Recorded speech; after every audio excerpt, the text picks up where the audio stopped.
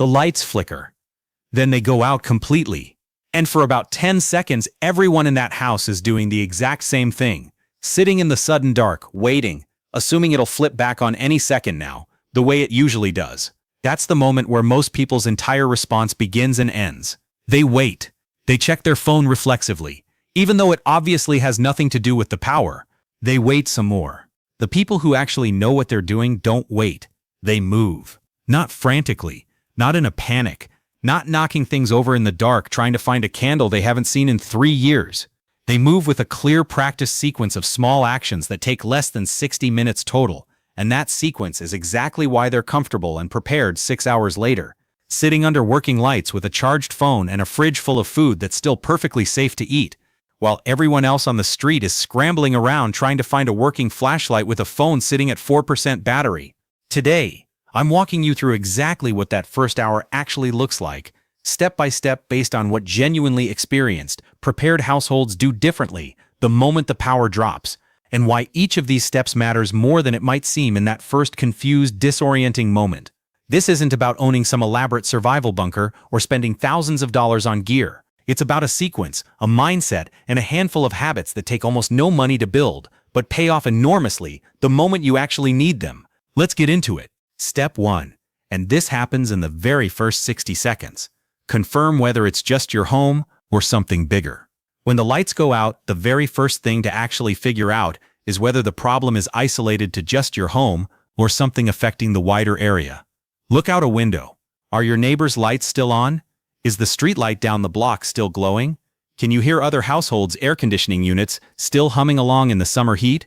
This single quick check tells you everything about what happens next, and it takes 10 seconds. No flashlight required, no fumbling through drawers.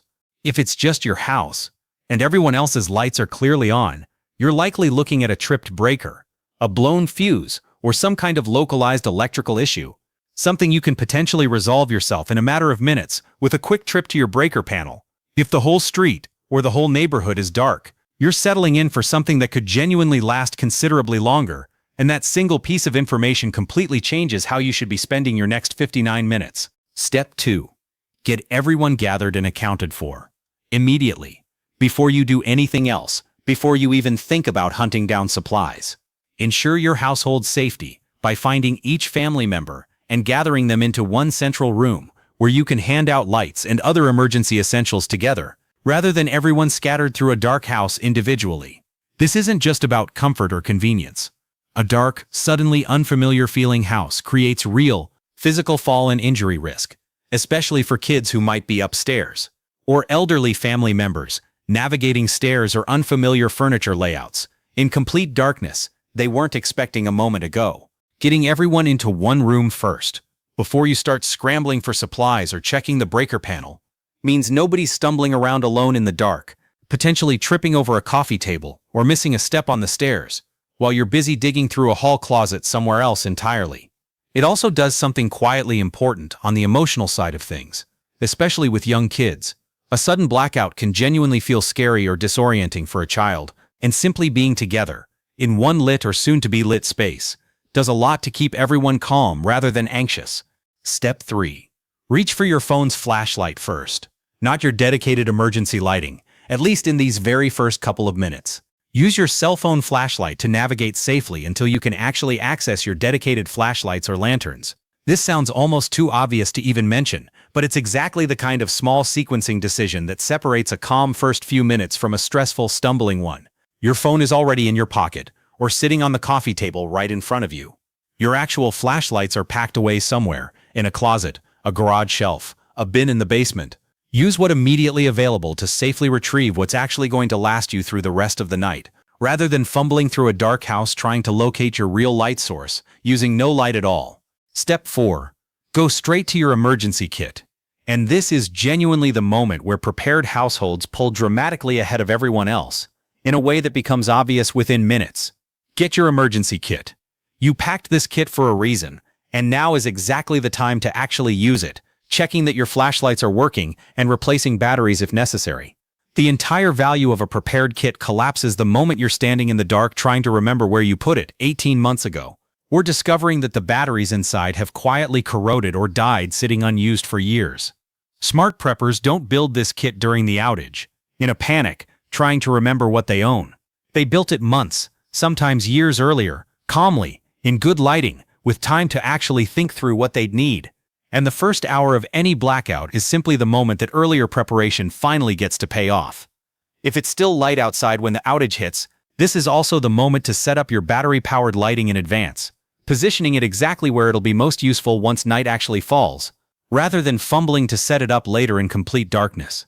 This is a genuinely underrated piece of timing that most people never think about until they've lived through it once. An outage that starts at 4 in the afternoon gives you a real window, an hour or two of usable daylight to prepare everything calmly before dark actually sets in. An outage that starts at 10 at night gives you none of that cushion, which is exactly why speed and decisiveness in that first hour matters so much more in a nighttime outage than a daytime one. Step 5. Report the outage to your utility company right away. And this step gets skipped by almost everyone in the first hour, purely because it doesn't feel urgent compared to finding flashlights and gathering the family. Reporting the outage is one of the first practical actions on any solid power outage checklist. And it matters because your utility company can't necessarily see every individual outage on their own systems immediately, especially for smaller, more localized issues affecting just a handful of homes. If enough affected households delay reporting, restoration crews can genuinely be slower to identify and prioritize the actual scope of the problem.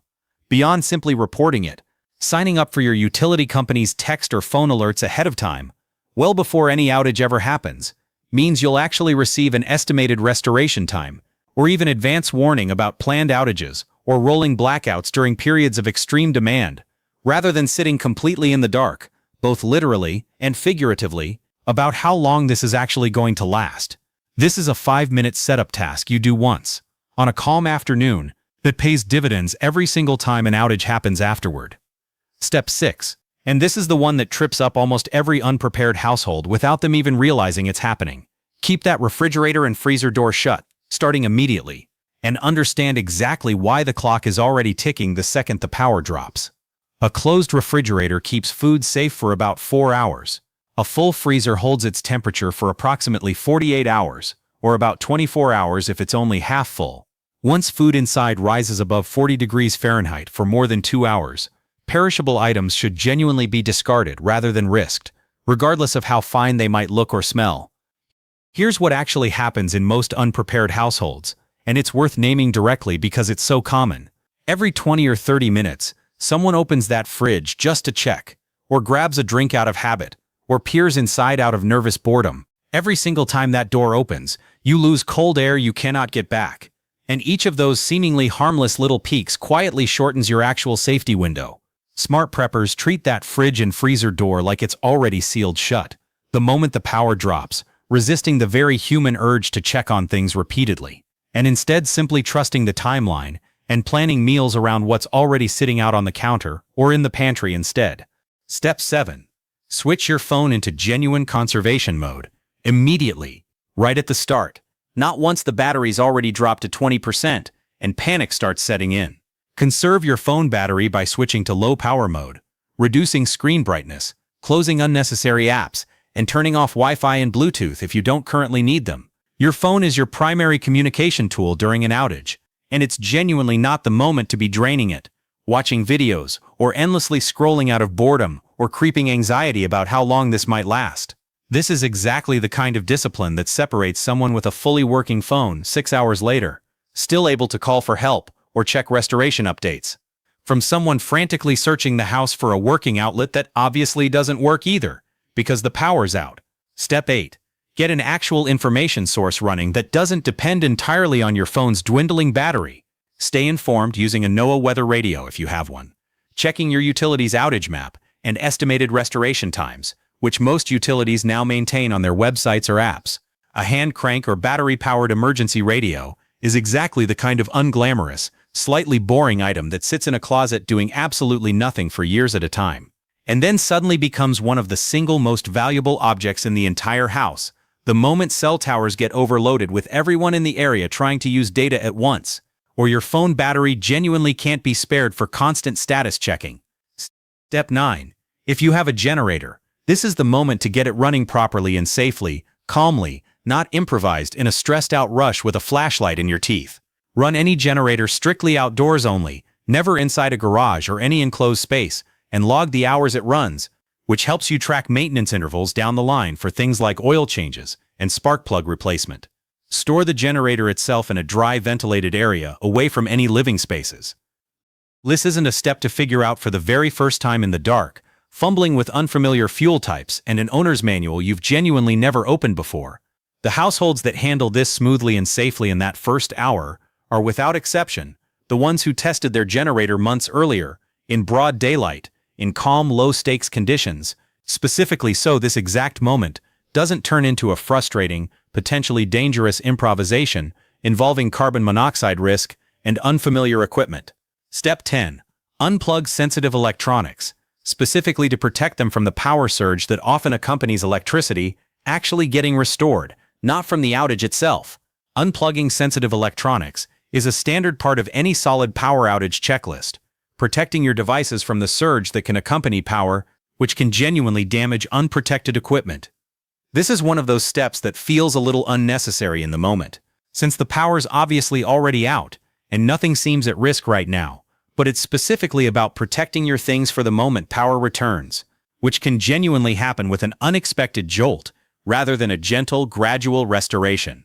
And step 11, the one that quietly separates truly prepared people from everyone else, the one that almost never makes it onto a typical checklist at all. Check on your neighbors, specifically the vulnerable ones. Checking on vulnerable neighbors matters genuinely. Elderly neighbors, those relying on medical equipment, and families with infants are most at risk during extended outages, and a quick check-in can make a real meaningful difference for someone who might not have backup power, working flashlights, or anyone else nearby thinking of them. This isn't just kindness for its own sake, though it's certainly that too, and it matters. It's genuinely one of the most overlooked pieces of real, community-level preparedness that exists. A neighbor on home oxygen, or a medical device that needs power. An elderly person living alone who might not have thought to grab a flashlight before it got dark. A young family with a newborn who has no idea whether the outage is expected to last an hour or 3 days. A knock on the door and a 5-minute conversation cost you nothing and could genuinely matter more than any single item in your emergency kit. Now here's something worth understanding about why this first hour matters so much in the bigger picture. Well beyond just staying comfortable for one evening, the average American experiences more than 8 hours of power outages annually.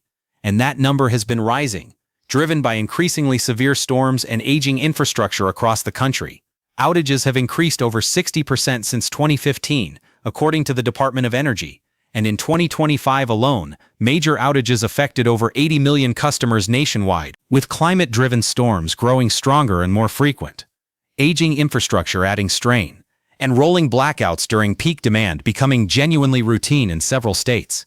This isn't a rare once-in-a-decade event for a lot of households anymore.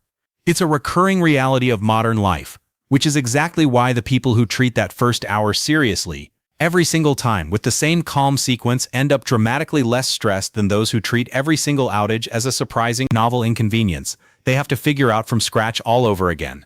A lot of genuinely prepared households actually keep a short written checklist stored right alongside their emergency kit, describing exactly the actions to take in those first few minutes, things like limiting refrigerator use, checking flashlights, and confirming communication options, precisely because early decisions in that first hour genuinely affect food safety and household coordination for everything that follows over the next hours or days.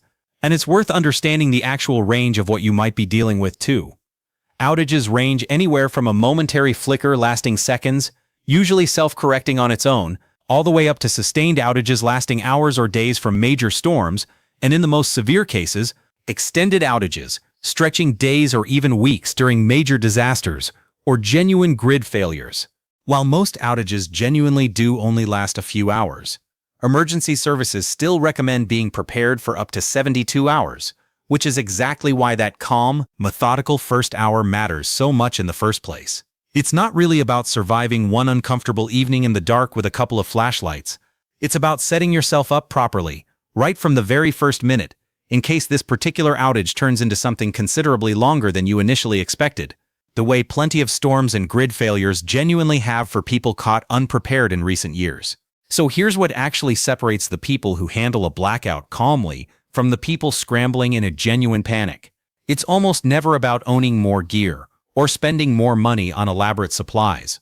A well-organized kit built around genuine basics, flashlights, batteries, water, a phone charger, and a small backup power source covers the overwhelming majority of what most families actually need. The real difference is entirely in the sequence, and in the quiet preparation that happened long before the lights ever went out in the first place.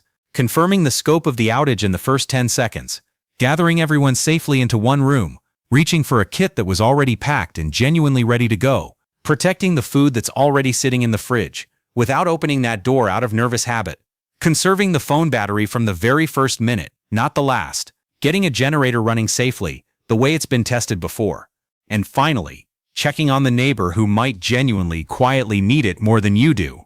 None of these 11 steps are complicated on their own. None of them require special training or expensive equipment.